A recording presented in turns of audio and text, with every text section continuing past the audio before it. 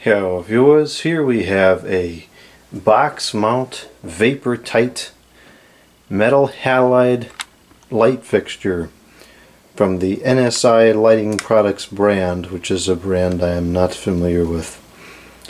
This is a 100 watts fixture, and if this works nicely I may order a few more of these for the garage. Although it's going to take some time, I'm going to have to save up for them because they're kind of expensive. They cost $50 a piece and the shipping is $14.95, and then the sales tax is $4.12 for a grand total of $69.07, which I don't think is unreasonable. It's just a lot of money. So this has, it's aluminium, I guess, and it's got a glass shade. It's wet, location approved. Unfortunately, it is made in China. It has a warranty, a 5-year warranty. However, the ballast is only covered for 2 years and the lamp is only covered for 1 year. So the 5-year warranty is kind of stupid because it doesn't even cover the things that are likely to break after a period of time. I really don't see what would go wrong with the fixture itself. So that doesn't exactly instill confidence into the user, but whatever. Chances are it'll work just fine. And these old fixtures were built pretty well. I don't know exactly how old this is, but we're kind of getting to the point where metal halide hasn't been made for a while, so almost any metal halide product is going to have some age to it. Not every single one, but most of them. It seems like metal halide has become even more scarce than high pressure sodium, which is odd because metal halide doesn't have a lot of the problems that people complain about with the sodium fixtures. A couple of miscellaneous packing peanuts on the top. Oh, there's a lot of packing peanuts inside. Let's go ahead and put those into the barrel here before they make a mess.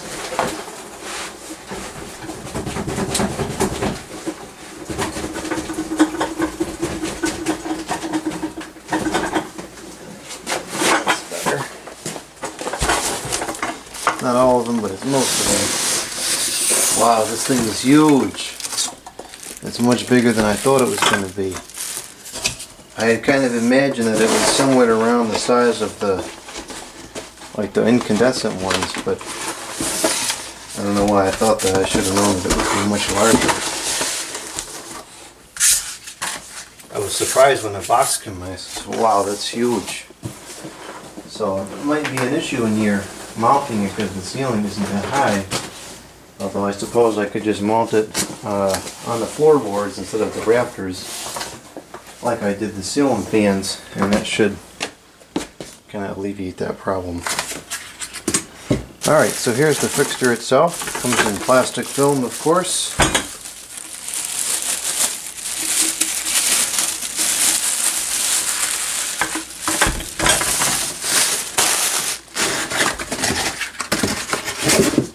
And it looks like in my case here I could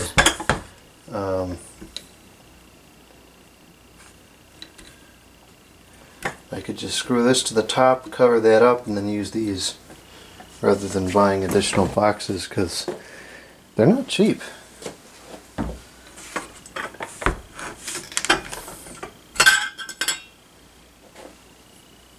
Just 2 screws on the side, I guess, that lock it in place. See if there's anything noteworthy in here. 300 watt max incandescent Vaporite series, high intensity discharge and compact fluorescent vapor tight series. Huh, there's a compact fluorescent one, that's interesting.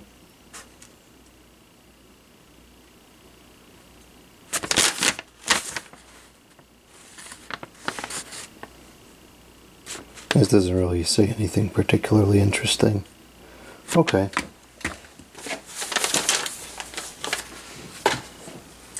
So let's put this together and see how it operates.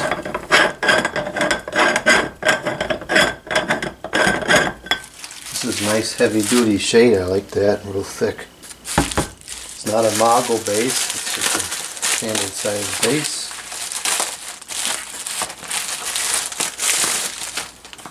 The bulb is very small for the size of this fixture.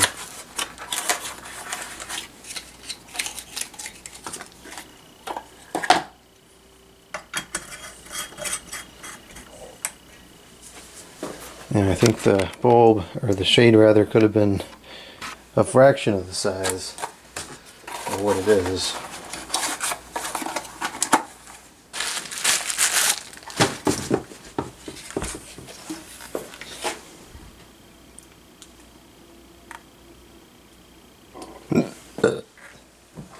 Ah, there's the date code.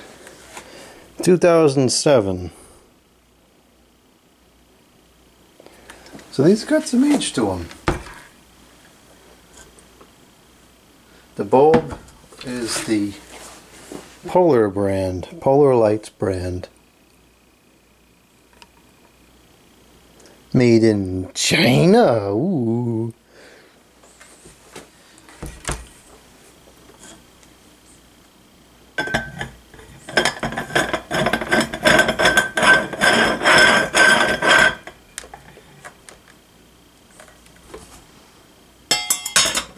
I don't necessarily need vapor tight here for the garage, but what I did need was the guard over it so nothing hits it, because there's definitely the chance that something could collide with it here in the garage, and I would not want that.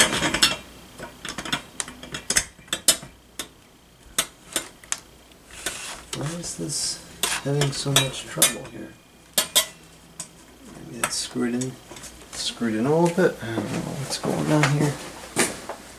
I'm going to try loosening up these screws here.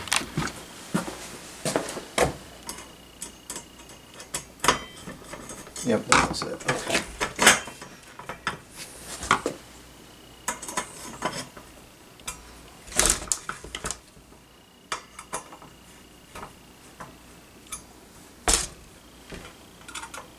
Okay, so now we're ready to connect it to the electrical source, which in this case will be this AC power cord.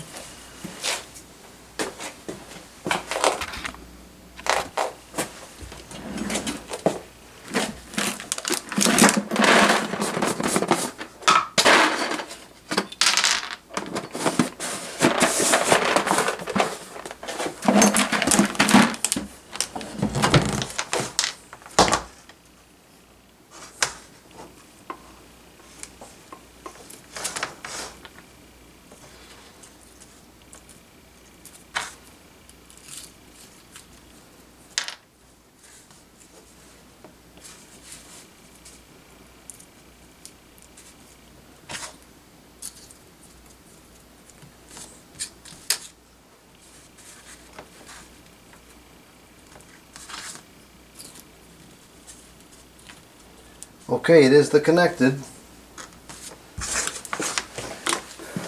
So let's zoom into the bulb. Zooming. And we don't have quite the right angle.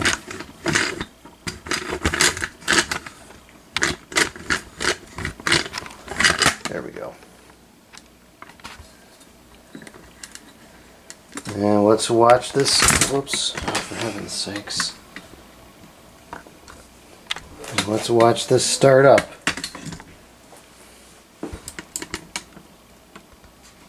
Come on, camera.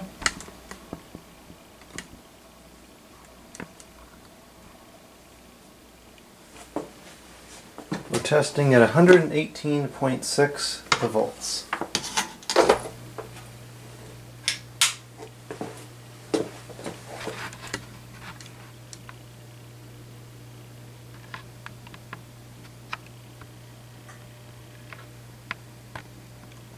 Alright, it's initializing.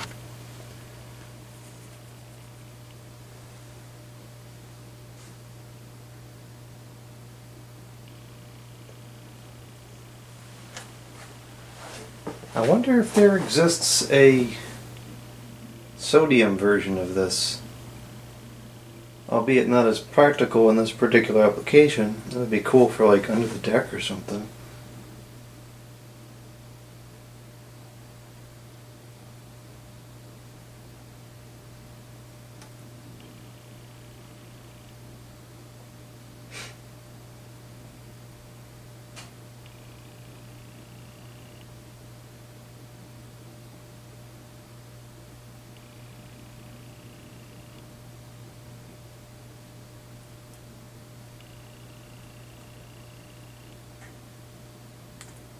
Ugh, there's a lot of bugs in here. I think I'm going to turn on the bug zapper for a little while. I hate bugs so much. Alright, it looks like it's getting up to brightness now. And it is quite bright.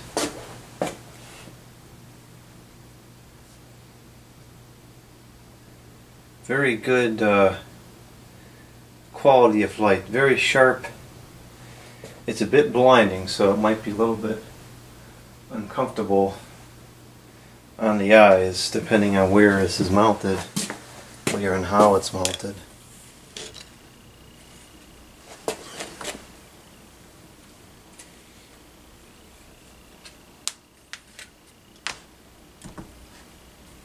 Stupid bugs. Yeah, we definitely have to go in between the rafters, I think.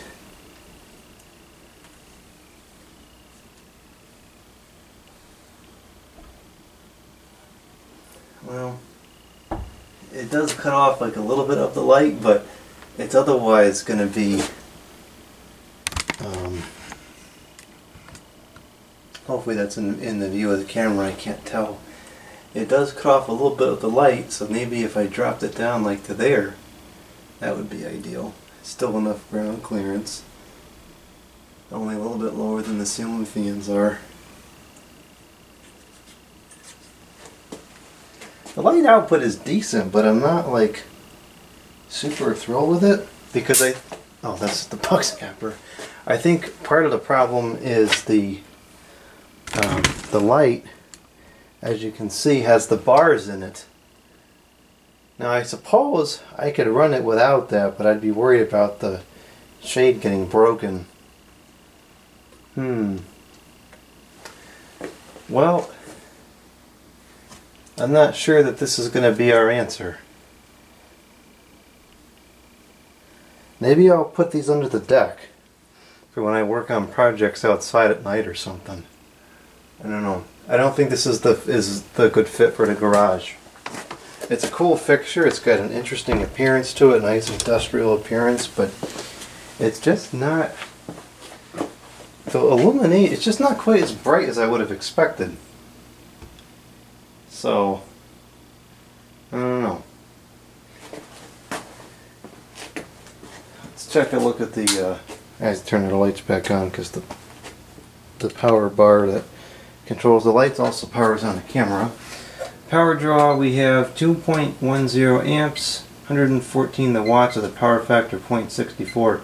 2 amps is not ideal either, because if I have 3 of these fixtures, that's almost 6.5 amps just for the lights, and there's not a lot of power in here, so that wouldn't really work out too good anyways.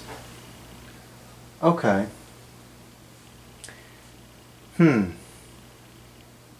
Really like the quality of light. The Metal Halide is a really good color rendering index, at least to my eyes. But I don't know. I don't think this is the right fixture for the garage. Now let's turn it off or watch it glow down or whatever that's called. I don't know. Come on, camera.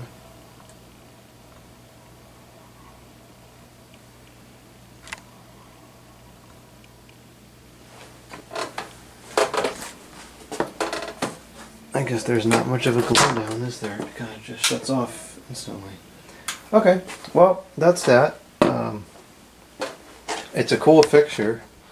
I'll mount it somewhere. Maybe I'll mount it over the laundry equipment or something. I don't know. Definitely going to put it somewhere, but I don't think that the garage is would make sense.